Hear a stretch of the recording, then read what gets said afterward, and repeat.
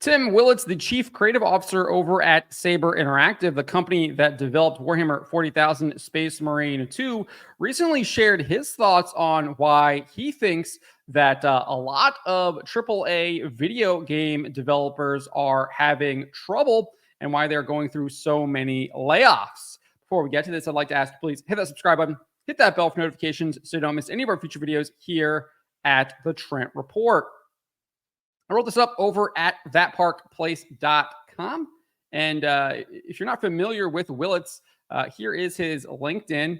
Obviously, he is the chief creative officer over there at Saber Interactive and has been over there for I guess around a year or so. I mean, maybe, I don't know. He says he's full-time, I guess, for a year and a half, but has been over there, I guess, for 5 years. Was previously the studio director over at id Software, the company that develops the Doom series of games. So this guy has been around the industry for a long time. You saw that he goes back all the way to 1995. So we're looking at a 30-year industry veteran here. And he spoke to IGN about why gamers were moving on from certain genres, or the idea that gamers were moving on from certain genres. He said this: it is not necessarily the genre that has moved on, because great games will always do well. So he absolutely rejects this idea that gamers are just moving on to different genres. I 100% agree with him. I think that if you have a really good game in a specific genre, it is going to do really well. I think that there can be oversaturation, of course. I think maybe too many in the same genre could lead to oversaturation, and people are going to gravitate towards the one that is the best, or maybe has the most marketing, or has the best community, or happens to be the zeitgeist of the day. Obviously, if you were an MMO player, especially around the turn of the millennium, you saw the rise of World of Warcraft and how that basically ate up all of its MMO competitors, such as Dark Age Camelot, EverQuest, etc., Asheron's Call. A lot of them, all the player base evaporated and went into World of Warcraft. So I 100% agree with him there that it is not the genre. Gamers are not leaving certain video games because of the genre. He then shared one of the core beliefs at Saber that he believes allows the company to succeed again and again. One of the things that we try to do at Saber, and this is part of my job as creative officer of all the teams, we have a core belief that what you do every second and what happens when you push these buttons and that core gameplay loop is so critical. So we focus on the moment-to-moment interaction in the gameplay and the feeling you have. And then we adhere to our core pillars, like be the ultimate Space Marine, melee, range, swarms. That's it. So he's basically like, we're about making games. That's what we do well. And we do it really well. We focus on the core gameplay mechanics. And then we also want to have this immersion that you're actually the ultimate Space Marine. Obviously, in Warhammer 40,000, that's the game that they're creating. You are a Space Marine. So they want you to feel like an ultimate Space Marine, whether that is in melee, whether that's in range, or dealing with a swarm of Tyranids. So shocking that this is how you make good games, by actually focusing on the core mechanics of the games, not trying to sell something else, as we typically see now with a lot of these big video game companies. They are no longer about making video games, as this Stone Toss comic is just it's so prescient here with the ad executive saying, "Behold our newest ad campaign." There's two people kissing. And then it says tasty. And then this guy's like, how is this going to sell us more burgers? The ad executive is like, burgers? We're not trying to sell burgers. Yeah, most of these video game companies are no longer about selling video games. They are about selling the message. It's all over their websites. It's all in their corporate reports. You see this. They're all about selling you that message. It's all over Ubisoft's website. It's all over Microsoft's website. It's all over Sony's website. It's all over Square Enix's website. It's all over Capcom's website. They talk about this at conferences. That's what they're selling. They're not selling video games anymore. So I just find it absolutely hilarious that he's just like, yeah, we are able to make video games because we focus on making video games. Like, you can't make this stuff up. You can't make this stuff up. He then returned to what he sees as mistakes that other developers make that lead to their demise. And he says a lot of teams throughout development will overscope games. They look at some other game that just came out and say, oh, we got to do that. Let's add this. We got to do this. And they lose focus on the core, what actually makes the game fun. I definitely feel that is probably in some cases true. I don't necessarily agree that it's in all cases true. Obviously, you will see some of these companies are indeed trying to chase trends, and they end up just creating derivative garbage that no one actually wants to play. There's nothing really unique about it. It is just kind of derivative. It looks like a cheap knockoff. And in many cases, it usually plays like a cheap knockoff. And the only thing different is it has a different color palette, different character skins, etc. You see this a lot in mobile games where you might just have a very similar game that has like a DC Comics skin or even Japanese manga or anime skin to it, but it plays the same as every other game like it. And it's extraordinarily derivative. Yeah, you see that. He then said this. Instead, he shares that Space Marine 2 developers and Saber focus on the basics. We are not in Space Marine 2 doing things that, well, the swarms are new technology, but there isn't some revolutionary new gameplay mechanic that no one's ever seen before. So not only do they focus on games, but they focus on things that have already been successful. And not only do they focus on that, but they try to perfect it. Because he says here, there are gameplay mechanics that people are familiar with, but we do it really, really well, and we execute really, really well. And when I read this is what I'm a hockey fan. I watch the Washington Capitals. And this is what I hear all the time when the Washington Capitals were getting way too fancy, way too cutesy, etc. They were trying to do too much with all of their talent. And what ended up happening is they were turning the puck over. They weren't actually executing the things that they weren't needed to do. And I would hear former Washington Capitals and analyst Alan May was basically like, get back to basics. Dump the puck in, have a good forecheck, and shoot the puck on net because you can't score if you don't shoot.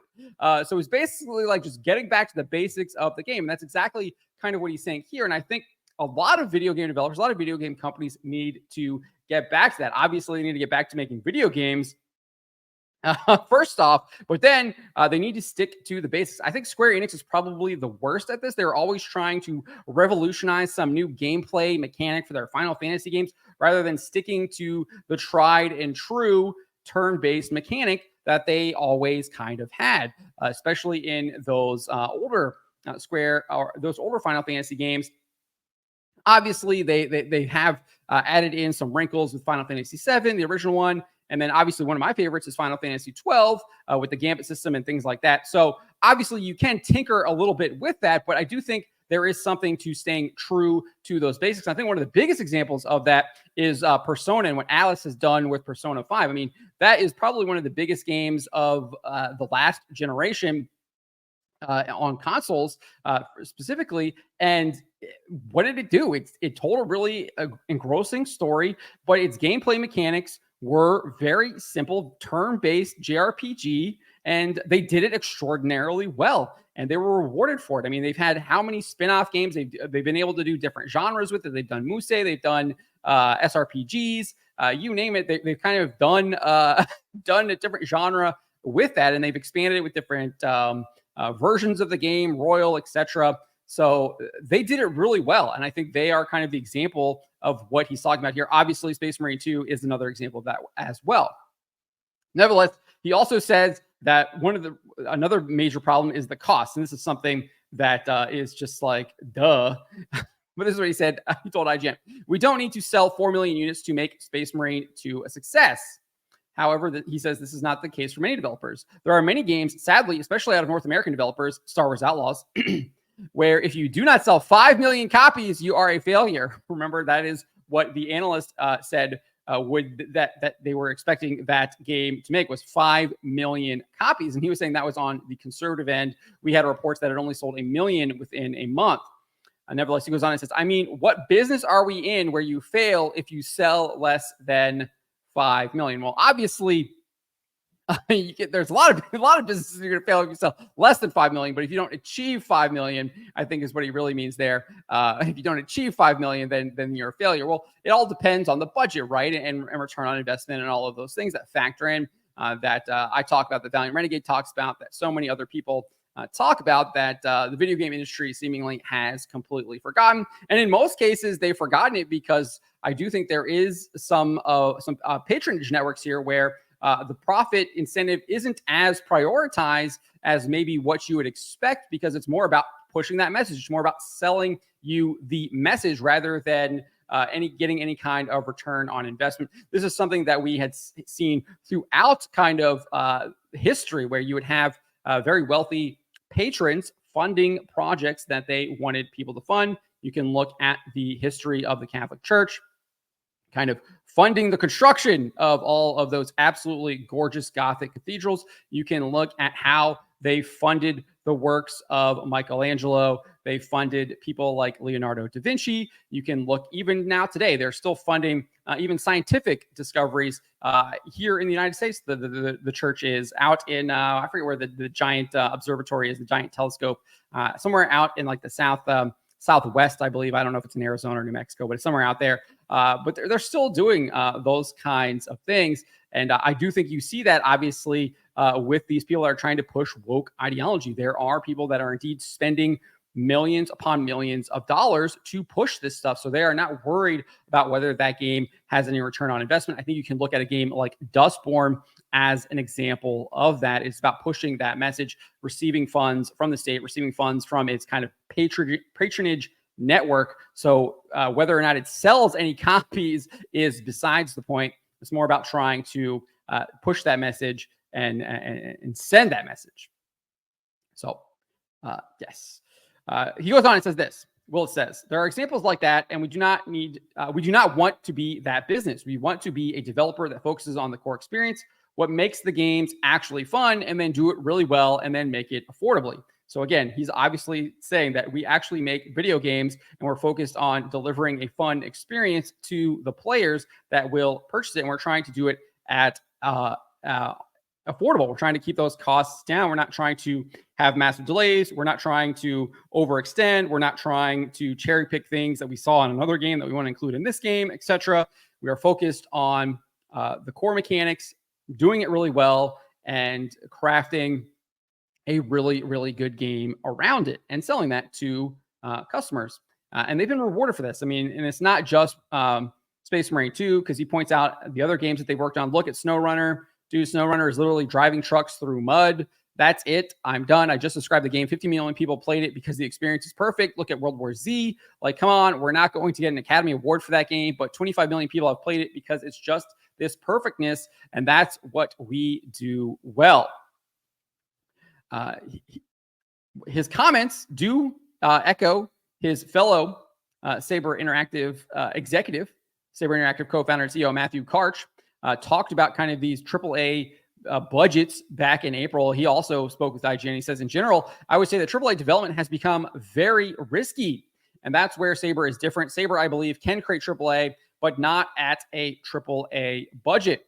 Furthermore, he noted that the $70 price tag for games would increase due to the increasing costs to produce the games for many studios. So basically, because these studios can not keep their budgets in check, because they are funding all of these DEI departments in their companies, these HR departments, etc., that are just absolutely bloating up the companies, raising the costs. They are going to offload that cost to you, the customer, who doesn't want any of that crap anyways, because they see you as basically a pay pig, and that you are just going to purchase whatever slop that you give them. Well, that is not the case. We've seen that is not the case. We are not pay pigs. We will not purchase this crap. And a lot of these companies are suffering because of that. I mean, you can look at Warner Brothers Discovery, $200 million impairment charge. Suicide Squad killed the Justice League. Look at Volition, shut down by Embracer Group after their Saints Row remake. Look at Illuminous, was shut down after Forspoken and absorbed into Square Enix.